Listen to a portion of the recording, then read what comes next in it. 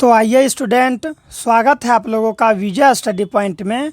और आज की इस वीडियो में मैं आप सभी को क्लास 10th हिंदी का अध्याय 11 जिसका नाम है नौबत खाने में इबादत। ठीक है स्टूडेंट, नौबत खाने में इबादत का टोटल वीवीआई ऑब्जेक्टिव मैं आप लोगों को प्रोवाइड करवाऊंगा। अगर आप सभी के सभी ऑब्जेक्टिव प्रश्न को देख लेते हैं तो 2026 में जो आप लोगों का एग्ज़ाम होगा ना, उससे आप लोगों का एक भी मार्क्स कटने वाला नहीं है, क्योंकि मैं जितना भी प्रश्न करवाता हूं वो एग्ज़ाम के लिए काफ़ी इंपॉर्टेंट होता है। जैसा कि आप लोग यहां पर देख सकते हैं कि 1 नंबर से लेके 5 नंबर तक का जो प्रश्न है वो 2025 में पूछा गया है। साथ ही साथ बाकी का भी जो प्रश्न है वो भी कभी ना कभी एग्ज़ाम में पूछा गया है। इसलिए स्टूडेंट इस वीडियो को पूरा देखना है आप लोगों को, ठीक है, क्योंकि अगर आप एक भी जो है कि प्रश्न छोड़ देते हैं तो इससे आपका हानि है। क्या पता कि कौन प्रश्न एग्जाम में पूछ ले। ठीक है स्टूडेंट, इसलिए वीडियो को पूरा वॉच करेंगे। आइए हम सभी स्टार्ट करते हैं पहला प्रश्न से।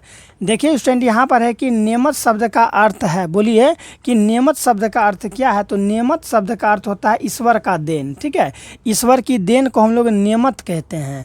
दूसरा नंबर का प्रश्न है कि जिजीविषा शब्द का अर्थ है, जिजीविषा शब्द का अर्थ है जीने की लालसा।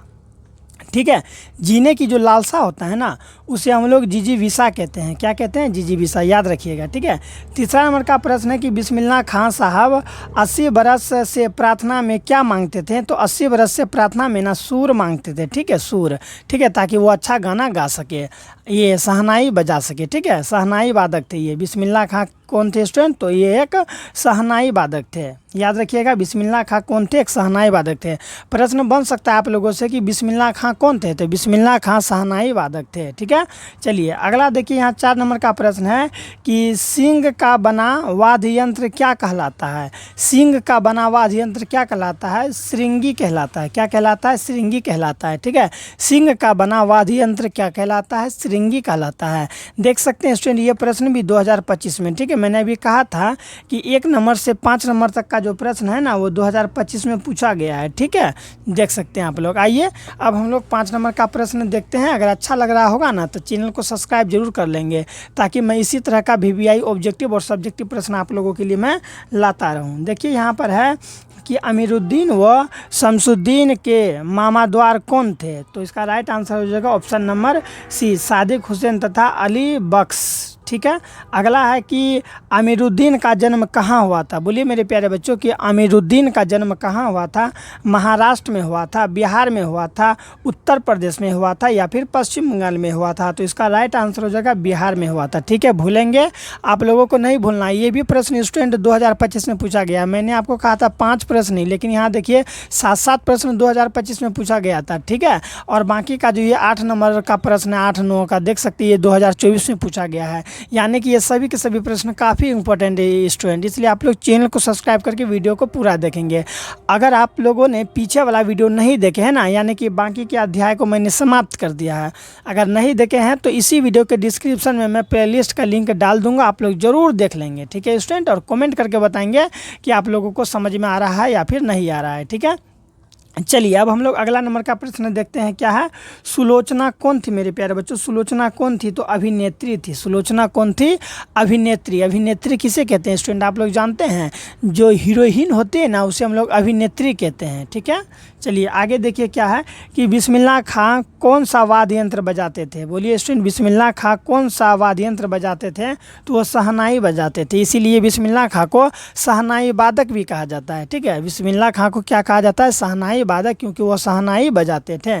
ये प्रश्न 2000 कब पूछा गया है? 2024 में पूछा गया है। ठीक है, आइए अब हम लोग 9 नंबर का प्रश्न देखते हैं। स्टूडेंट कम समय में हम लोग ज़्यादा से ज़्यादा प्रश्न करेंगे। ठीक है, 9 नंबर का देखिए यहाँ क्या है कि अमीरुद्दीन के बड़े भाई का नाम क्या था।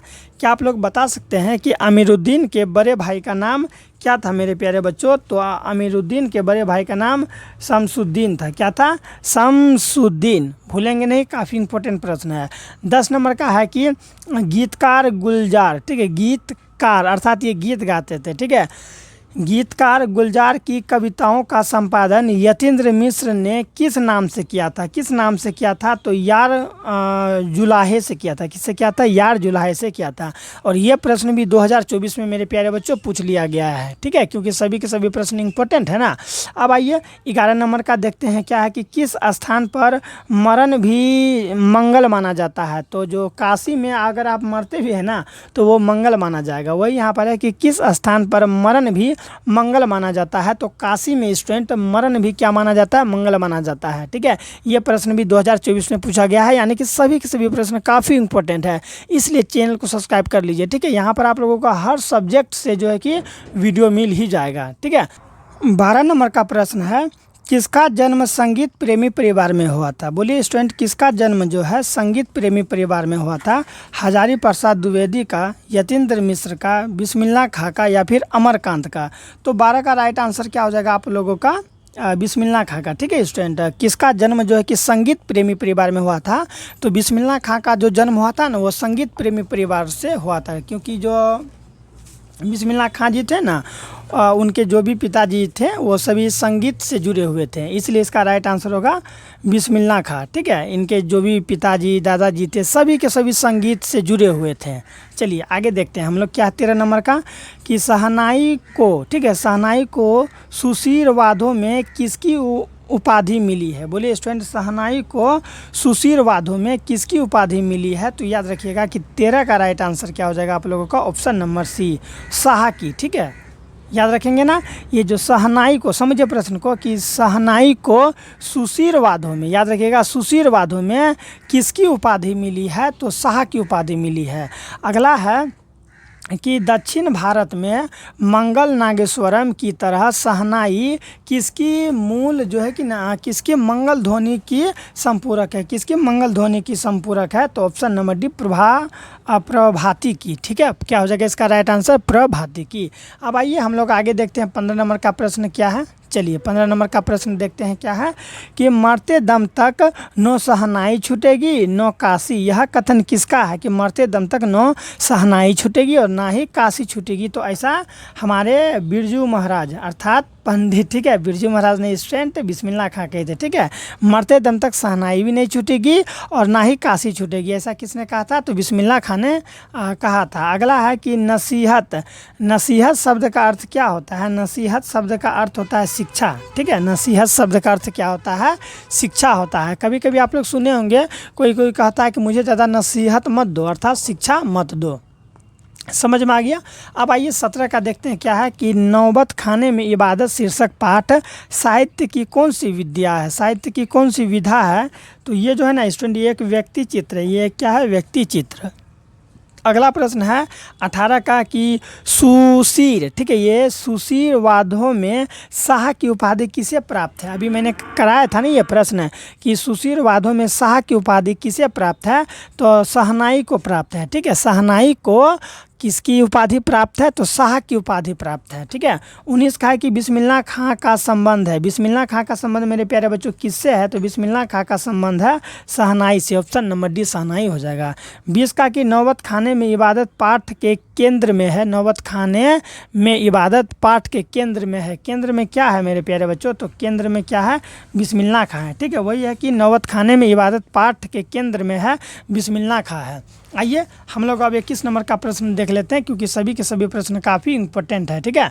चलिए, अच्छा लग रहा होगा तो चैनल को सब्सक्राइब जरूर कर लेंगे, ठीक है। इसमें हम लोग लगभग 55 से 60 प्रश्न आप लोगों को मैं कराऊंगा। चलिए देखिए यहाँ पर क्या है, सुशीर वादों में गिना जाता है। अभी मैंने तुरंत कराया था कि सुशीर वादों में किसे गिना जाता है? तो शहनाई को गिना जाता है।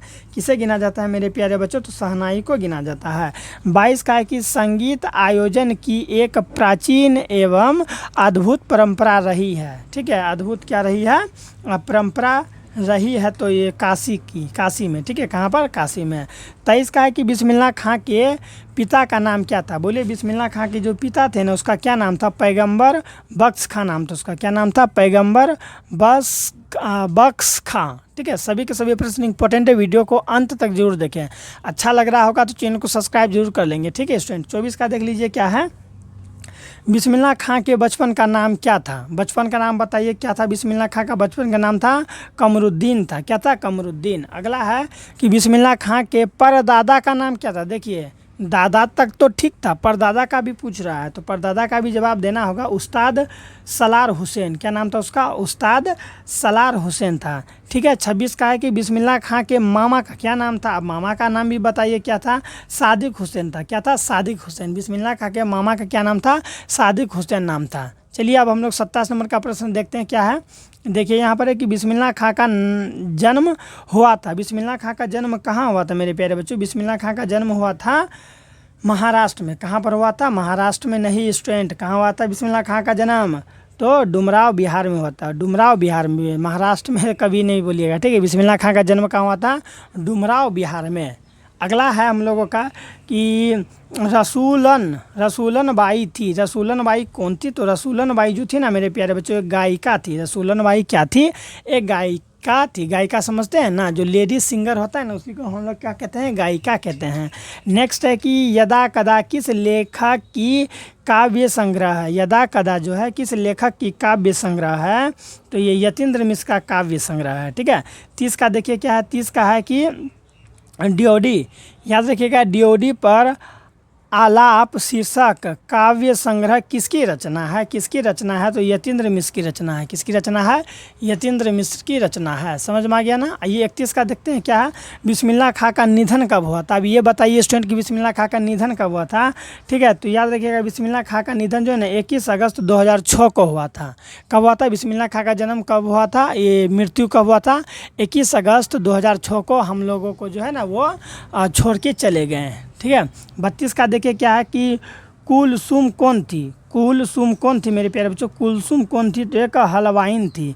कुलसुम कौन थी? एक हलवाइन थी। अगला देखिए 33 का क्या है कि बिस्मिल्लाह खां रियाज के लिए कहाँ जाते थे? रियाज समझते हैं ना, प्रैक्टिस को हम लोग रियाज कहते हैं। प्रैक्टिस को क्या कहते हैं? रियाज कहते हैं। वही पूछ रहा है कि बिस्मिल्लाह खां ना प्रैक्टिस के लिए अर्थात रियाज के लिए कहाँ जाते थे? तो इसका राइट आंसर हो जाएगा कहाँ जाते थे? पता थे? वो मंदिर जाते थे। लेकिन मंदिर में कौन मंदिर जाते थे ये आपको नहीं पता होगा तो जान जाइए, बालाजी मंदिर। ठीक है। हनुमान जी को हम लोग बालाजी की उपाधि दिए हैं। ठीक है। तो बालाजी के मंदिर जाते थे। कौन? बिस्मिल्लाह खां रियाज के लिए कहाँ जाते थे?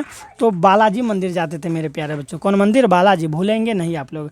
34 का है कि नरकट का प्रयोग किस वाद्य यंत्र में होता है? बोलिए नरकट का प्रयोग किस वाद्य यंत्र में होता है? तो 34 का राइट आंसर हो जाएगा ऑप्शन नंबर ए, शहनाई में। ठीक है। नरकट का प्रयोग किस वाद्य यंत्र में होता है? तो शहनाई में होता है।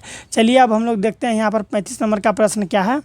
ठीक है। 35 का देखिए क्या है कि भारत सरकार ने बिस्मिल्लाह, ठीक है, भारत सरकार ने बिस्मिल्लाह खां को किस सम्मान से अलंकृत किया? किस सम्मान से उसे अलंकृत किया गया था मेरे प्यारे बच्चों? तो 35 का राइट आंसर क्या होगा? 35 का राइट आंसर हो जाएगा आप लोगों का ऑप्शन नंबर बी हो जाएगा। ठीक है। भारत रत्न से। ठीक है। भारत सरकार ने बिस्मिल्लाह खां को किस सम्मान से अलंकृत किया था? तो भारत रत्न से उसे क्या किया था? अलंकृत किया गया था। चलिए 36 नंबर का देखिए क्या है कि यतीन्द्र मिश्र ने किस अर्धवार्षिक पत्रिका का संपादन किया? यतीन्द्र मिश्र ने किस अर्धवार्षिक पत्रिका का संपादन किया था? तो ऑप्शन नंबर बी, सहित। ठीक है। सहित अर्धवार्षिक पत्रिका का संपादन यतीन्द्र मिश्र ने किया था। 36 प्रश्न समाप्त हो गया स्टूडेंट। टोटल मैं आप लोगों को 54 प्रश्न कराऊंगा। ठीक है। अच्छा लग रहा होगा तो चैनल को सब्सक्राइब जरूर कर ले और अपने दोस्तों को भी शेयर करें। ठीक है स्टूडेंट। और मैं आपको बता दूं कि इसी वीडियो के डिस्क्रिप्शन में ना मेरा नंबर दिया गया है। अगर आपको कहीं पर भी दिक्कत होता है तो आप वहाँ से नंबर लेकर हमें कॉन्टैक्ट भी कर सकते हैं। मैं आप लोगों को इतना सुविधा दे रहा हूँ। ठीक है स्टूडेंट। चलिए अब हम लोग आगे देखते हैं। अगर आप लोग मन से पढ़ाई करेंगे तो अच्छा नंबर लाएंगे एक दिन एग्ज़ाम में, इसीलिए आप लोग मन से पढ़िए। देखिए यहाँ पर क्या है, बिस्मिल्लाह खां है ना, बिस्मिल्लाह खां के ख़ानदान का कोई भी सदस्य किस दिन शहनाई नहीं बजाता था? तो मुहर्रम के दिन।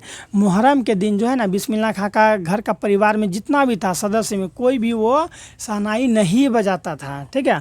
अगला है कि बिस्मिल्लाह खां को किस चीज़ का बुखार था? तो सिनेमा देखने का। ठीक है। होता है ना हम लोग को फिल्म उलिम देखने का शौक़ होता है, तो सिनेमा रहेगा या फिर फिल्म रहेगा तो आप लोग उसी में टिक मारेंगे।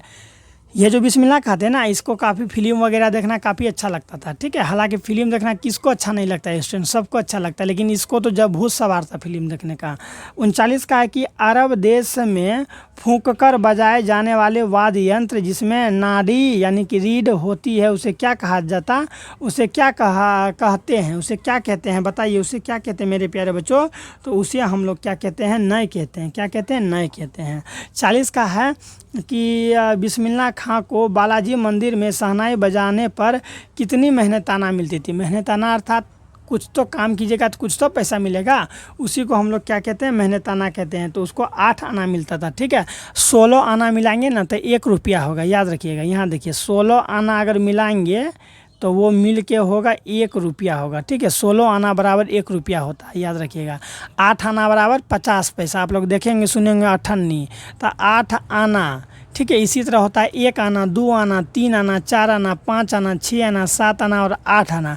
8 आना मिला अर्थात 50 पैसा।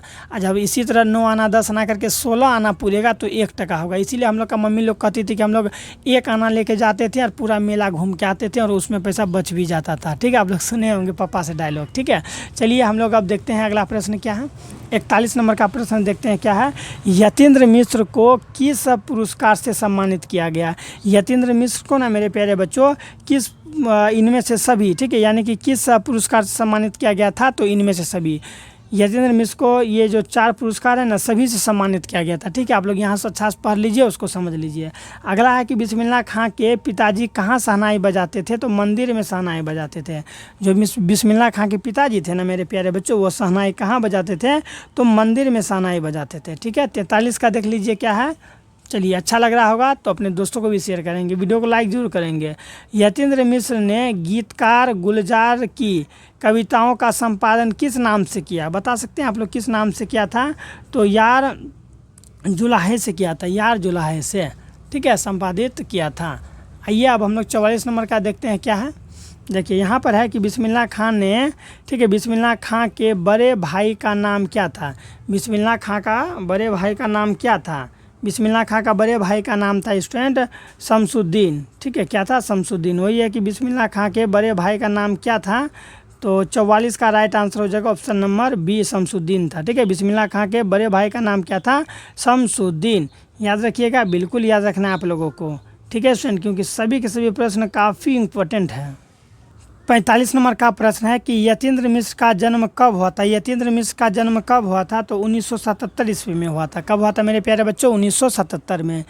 46 का है कि यतीन्द्र मिश्र का जन्म कहाँ हुआ था। यतीन्द्र मिश्र का जो जन्म है ना मेरे प्यारे बच्चों, वो पूछ रहा है कि यतीन्द्र मिश्र का जन्म कहाँ हुआ था, तो option number A, Ayodhya Uttar Pradesh में हुआ था। कहाँ पर हुआ था, अयोध्या उत्तर प्रदेश में, ठीक है। याद रखिएगा, सभी के सभी प्रश्न काफ़ी इंपॉर्टेंट है। चलिए अब हम लोग 47 का देखते हैं कि बिस्मिल्लाह खां के, ठीक है, बिस्मिल्लाह खां के शहनाई के साथ किस मुस्लिम पर्व का नाम जुड़ा है, तो मुहर्रम का जुड़ा है स्टूडेंट। किसका जुड़ा है, मुहर्रम का जुड़ा हुआ है, ठीक है। यह प्रश्न 2018 में पूछा गया, यहाँ देखिए 2020 में पूछा गया, 22 में भी पूछा गया है, ठीक है। एक बार इस प्रश्न को देख लीजिए, इंपॉर्टेंट है कि बिस्मिल्लाह खां के शहनाई के साथ किस मुस्लिम पर्व का नाम जुड़ा हुआ है, तो मुहर्रम का नाम जुड़ा हुआ है। और याद रखिएगा, मुहर्रम के दिन उसके परिवार के एक भी सदस्य जो है कि शहनाई नहीं बजाते थे। चलिए आगे देखते हैं क्या है कि काशी किसकी पाठशाला है। जो काशी है वो किसकी पाठशाला है, तो संस्कृति की पाठशाला है, ठीक है। अगला है कि बिस्मिल्लाह खां दशकों के, ठीक है, बिस्मिल्लाह खां दशकों से कौन सी दुआ ईश्वर से मांग रहे थे। कौन सी दुआ जो है कि ईश्वर से मांग रहे थे, तो इसका राइट आंसर क्या होगा, ऑप्शन नंबर सी, सच्चे सुर की नेमत, ठीक है, कि उसका जो सुर है ना वो सुर उसका अच्छा रह सके, जब भी वो शहनाई बजाए तो उसका सुर काफ़ी अच्छा रहे। यही वो क्या मांगते थे, दुआ मांगते थे भगवान से। अर्थात वो अपना जो होता है ना, मुस्लिम धर्म का अलग मान्यता होता है, वो उसी तरह से मांगते थे। अगला है कमरुद्दीन का नाम किसका था? कमरुद्दीन किसका नाम था? तो बिस्मिल्लाह खां का ही नाम था कमरुद्दीन बचपन का नाम, ठीक है। कमरुद्दीन किसका नाम था? तो बिस्मिल्लाह खां का ही नाम क्या था मेरे प्यारे बच्चों? कमरुद्दीन था। अगला है कि काशी में मरण भी माना गया है। काशी में मरण भी क्या माना गया है? तो मंगल माना गया है। अगर किसी का मृत्यु काशी में होता है ना, तो वो समझिए कि वो काफ़ी वो खुशहाल व्यक्ति था जो उसका मृत्यु काशी में हुआ। चलिए आगे देखिए, मात्र 3 प्रश्न ही है, उसके बाद हम लोग का वीडियो समाप्त हो जाएगा। अगर अच्छा लग रहा होगा तो चैनल को सब्सक्राइब जरूर कर लेंगे, अपने दोस्तों को भी शेयर करेंगे। अगला है कि नौबत खाना, ठीक है। नौबत खाना का क्या अर्थ है? बताइए नौबत खाना का क्या अर्थ है? तो नौबत खाना का अर्थ होता है स्टूडेंट प्रवेश द्वार के ऊपर मंगल ध्वनि बजाने का अर्थ को ही हम लोग क्या कहते हैं? नौबत खाना, ठीक है। नेक्स्ट है कि पक्का महाल क्या है? पक्का महाल क्या है मेरे प्यारे बच्चों? पक्का महाल क्या है? तो ऑप्शन नंबर सी है, ठीक है। पक्का महाल है काशी विश्वनाथ में लगा हुआ इलाका, ठीक है। काशी विश्वनाथ से लगा हुआ इलाका को हम लोग पक्का महाल कहते हैं, ठीक है, पक्का महाल। अगला है कि सहने की उपाधि किसे दी गई है? बताइए आप लोग, अंतिम प्रश्न है ना, इसीलिए आप लोग बताइए कि सहने की उपाधि किसे दी गई है? शहनाई को, तबला को, शमशुद्दीन को या फिर सादिक हुसैन को दिया गया है। और आप लोग कमेंट करके बताएंगे कि ये सादिक हुसैन कौन है। देखते हैं कि आप लोग वीडियो को ध्यान से पढ़े या फिर नहीं पढ़े। तो 54 का राइट आंसर हो जाएगा ऑप्शन नंबर ए, शहनाई है, ठीक है। सहने की उपाधि किसे दी गई है? शहनाई को, स्टूडेंट। तो इस तरह से हम लोग का टोटल 54 प्रश्न समाप्त होता है। अगर आप ये 54 के 54 प्रश्न का तैयारी कर लेते हैं तो जो आप लोगों का 26 में एग्जाम होगा ना, 2026 में, इससे आप लोगों का एक भी मार्क्स कटने वाला नहीं है, ठीक है। अगर अच्छा लगा होगा चैनल को सब्सक्राइब जरूर कर लेंगे। मिलते हैं नेक्स्ट वीडियो में, अपना ख्याल रखिएगा।